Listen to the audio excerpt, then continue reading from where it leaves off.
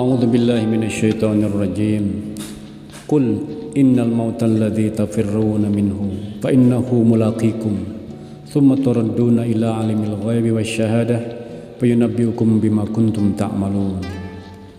Wahai Muhammad, katakanlah, sungguh kematian yang selalu kalian hindari itu pasti mengejar kalian. Kalian akan dikembalikan kepada Allah, Tuhan yang mengetahui yang gaib dan yang nyata. Kemudian kelak di hari kiamat, Allah akan menjelaskan kepada kalian apa saja yang telah kalian lakukan di dunia. Di dalam Al-Muwatta dari Abu Hurairah dari Rasulullah SAW, Allah SWT berfirman, Inni la ukhriju ahadan minad dunya wa ana uridu an arhamah hatta wafihi bikulli khati'atin kana amilaha sahuman fi jasadih wa musibatan fi ahlihi wa awalidih wa diqan fi ma'ashih wa iqtaran fi rizkih hatta uballigha minhu mathaqila dhul fa in baqiya alayhi shay'un sadadtu alayhi al-maut hatta yufdi ilayya kayawmin waladathu ummuh. Sesungguhnya aku tidak akan mengeluarkan seseorang dari dunia mewafatkannya, sedangkan aku ingin merahmatinya hingga aku menghapus semua kesalahan yang telah ia kerjakan. Dengan sakit yang menimpa tubuhnya, musibah yang menimpa keluarga dan anaknya, kesempitan dalam kehidupannya, kekurangan di dalam rezekinya, sampai aku menjadikan kesalahannya seberat debu-debu yang berterbangan. Jika ternyata kesalahannya masih tersisa, diberatkan baginya saat kematiannya hingga ia dikembalikan kepadaku seperti saat ia dilahirkan oleh ibunya, bersih dari dosa dan kesalahan.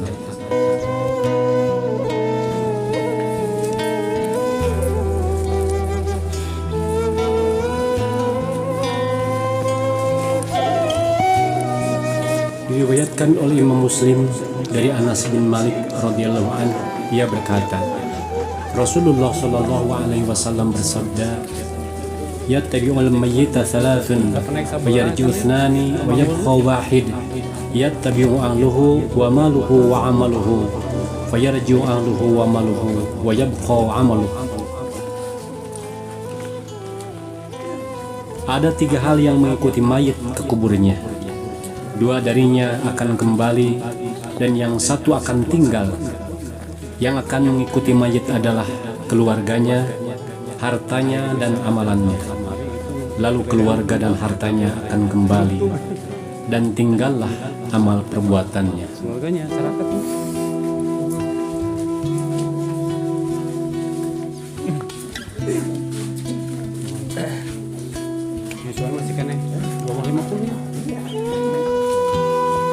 Ayo 40.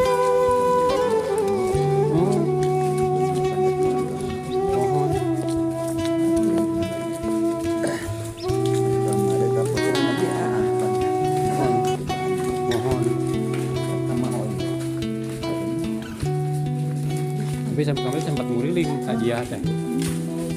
Datos terangna tos samingon hari itu teh.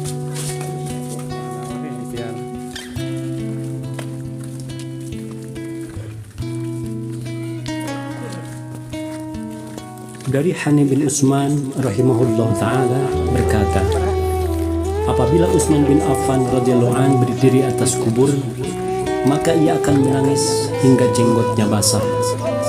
Ada yang berkata kepadanya, engkau tidak menangis saat mengingat surga dan neraka, tapi kenapa engkau menangis ketika berada di kuburan? Maka Utsman bin Affan radhiyallahu an menjawab, Rasulullah sallallahu alaihi wasallam pernah bersabda, Innal qabra awwalu manazil al-akhirah, fa in naja minhu ahadun fama ba'dahu aisaru minhu, wa illam yanju minhu fama ba'dahu ashaddu minhu. Sesungguhnya kubur adalah gerbang pertama dari akhirat. Barang siapa yang selamat darinya, setelah itu akan lebih mudah baginya. Dan bila ia tidak selamat darinya, maka setelahnya akan lebih berat lagi. Na'udzubillah. Dari Aisyah radhiyallahu anha ummul mukminin, ia berkata, Rasulullah sallallahu alaihi wasallam bersabda, innal lil qabri lughah law naja minha ahadun lanaja minha Sa'd bin Mu'adz.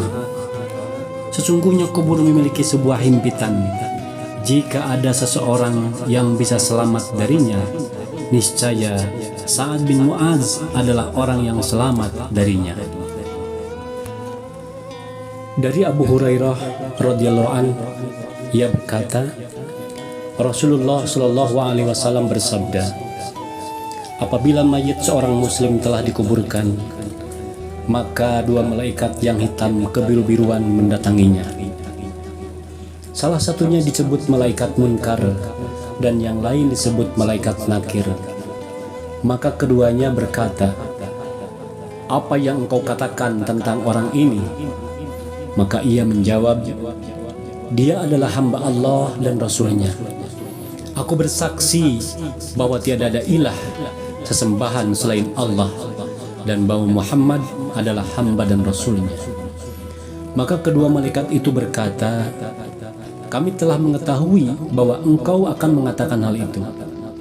Lalu dilapangkanlah baginya kuburnya seluas 70 hasta sebanyak 70 kali dan diterangilah kuburnya. Kemudian dikatakan kepadanya, tidurlah. Ia berkata, aku akan kembali kepada keluargaku untuk memberitahukan hal ini kepada mereka. Kedua malaikat itu berkata, tidurlah seperti tidurnya pengantin yang tidak dibangunkan kecuali oleh orang yang paling ia cintai hingga Allah membangkitkannya dari tempat tidurnya itu. Diriwayatkan dari sahabat Anas bin Malik radhiyallahu anhu bahwa Rasulullah SAW bersabda, dan jika seorang kafir telah diletakkan di dalam kuburnya, maka dua malaikat akan mendatanginya dengan membentaknya. Malaikat akan bertanya kepadanya, apa yang kamu sembah selama di dunia? Ia akan menjawab, aku tidak tahu. Malaikat berkata kepadanya, kamu tidak tahu dan tidak pernah membacanya. Kemudian malaikat kembali bertanya, apa yang kamu katakan tentang lelaki ini? Dia akan menjawab, aku mengatakan sebagaimana yang manusia katakan tentangmu. Maka ia dipukul dengan godam dari besi tepat di antara kedua telinganya, sehingga ia berteriak dengan teriakan yang didengar seluruh makhluk selain jin dan manusia.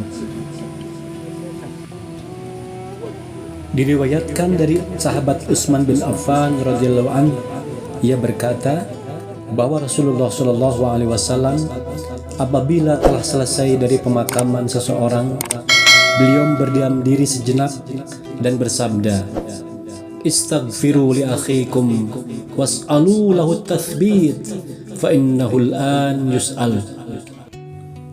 Mintakanlah ampun bagi saudara kalian dan mintakanlah ketetapan hati baginya, karena sesungguhnya sekarang ia sedang ditanyai oleh dua malaikat.